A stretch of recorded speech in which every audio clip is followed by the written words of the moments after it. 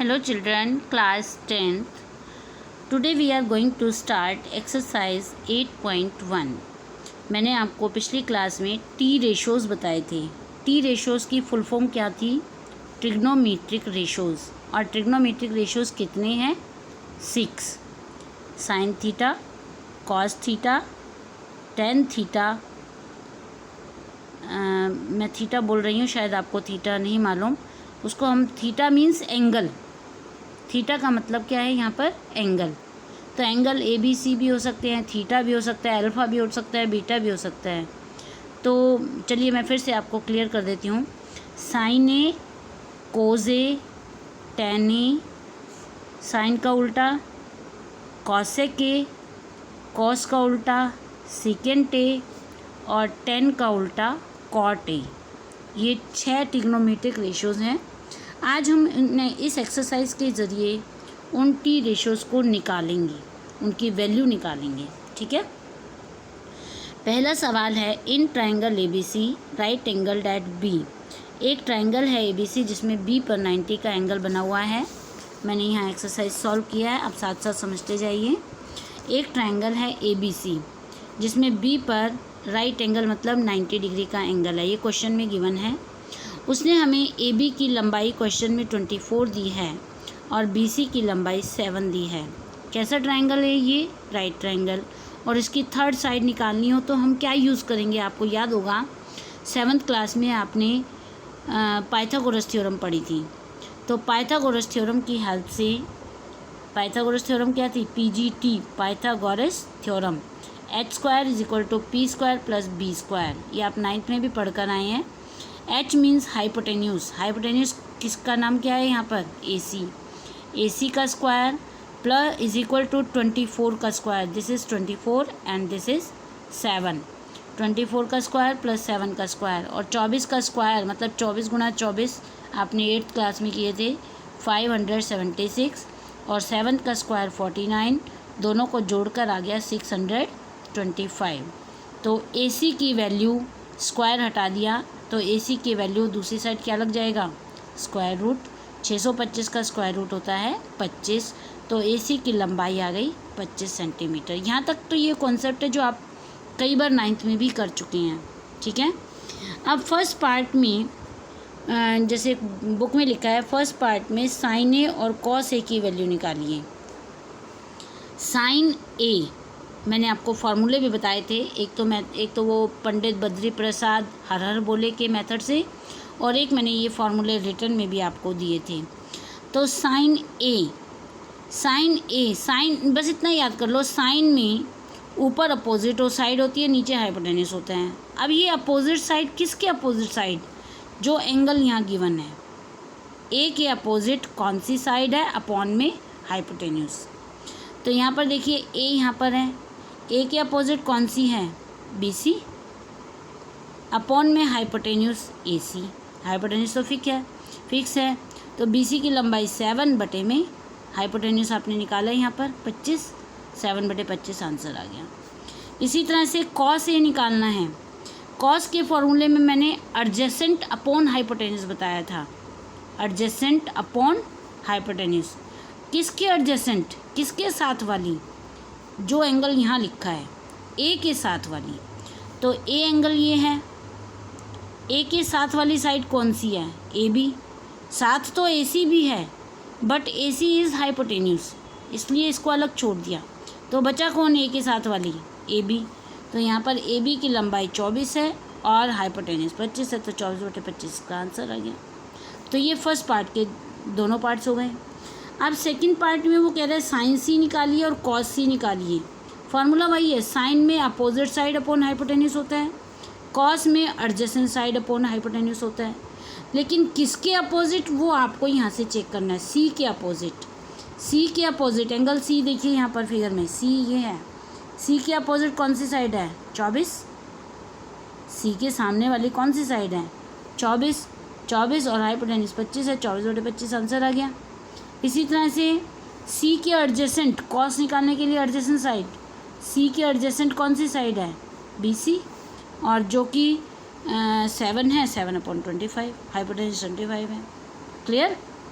अब ये बात आपको क्लियर हो गई ना, अपोजिट और एडजेसेंट, किसके अपोजिट और किसके एडजेसेंट देखना है। जो एंगल आपको ट्रिग्नोमेट्रिक रेशो के साथ है उसी एंगल को कंसिडर करना है।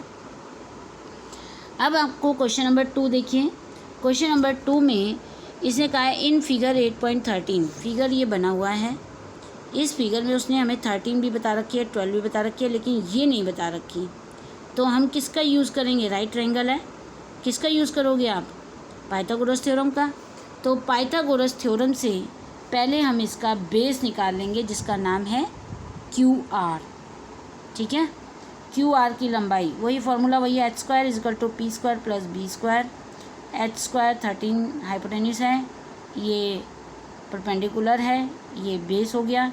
144 इधर आके माइनस हो गया, 13 का स्क्वायर 169 और 12 का स्क्वायर 144 आकर के इधर से माइनस हो गया। 25 बचा, स्क्वायर हटा दिया, स्क्वायर रूट लगा दिया, 25 का स्क्वायर रूट 5।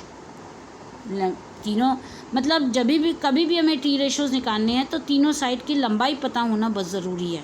राइट ट्रायंगल के तीनों साइड की लंबाई पता होनी ज़रूरी है। अगर उसने 2 दे रखी है तो तीसरी आप पाइथागोरस थ्योरम से निकाल लोगी, अगर तीनों दे रखी हैं तो वेल एंड गुड। अब इसने क्या कहा है क्वेश्चन नंबर 2 में, find tan p - cot r।